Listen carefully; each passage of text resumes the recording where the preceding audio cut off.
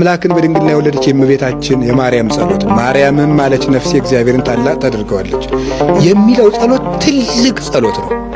ሰው ከእግዚአብሔር ጋር ሲታረቅ የተጸለየ ጸሎት ነው። ሰው ከእግዚአብሔር ጋር ሲታረቅ ይህንን ጸሎት ጸልዮ ሰው የማይሻገረው ነገር የለም። አሁን በኢትዮጵያ ገዳማት በጣም ደስ የሚል ባህል አለ። ምንድነው? ሰላም ለኪ ሲባል ሁሉ መነኩሴ እንደ ቅጠል እርግፍ ነው የሚል ጸሎቱ ትልቅ ነውና እዚህች ላይ ትንሽ እምነት እንጨምርበት። ጨምሩ በደንብ የልብ እምነት ነው። ማመን ማለት ድንግል ማርያም የአምላክ እናት ናት ማለውን እናምናለን። ተመስገን፣ በዚህ ችግር የለብንም።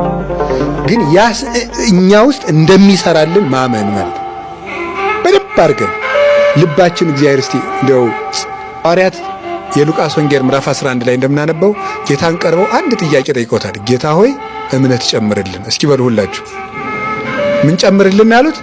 እምነት ጨምርልን አሉት። ለኛም ይጨምርልን። እምነት ይጨመራል፣ ያድጋል። ደግሞ የዓመቱ አለቃው ምንድን ነው ያለው? አለማመኔን እባክህ ጌታ ሆይ እስቲ አለማመኔን እርዳው በሉ።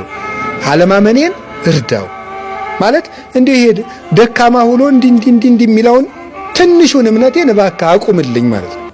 አንተ ጉልበት ስጠው። ጉልበት የሌለውን እምነቴን ጉልበት ስጥልኝ። ጉልበት የሌለው እምነት ነው ያለን ሁላችን፣ ደካማ የሆነ እምነት ማለት ነው።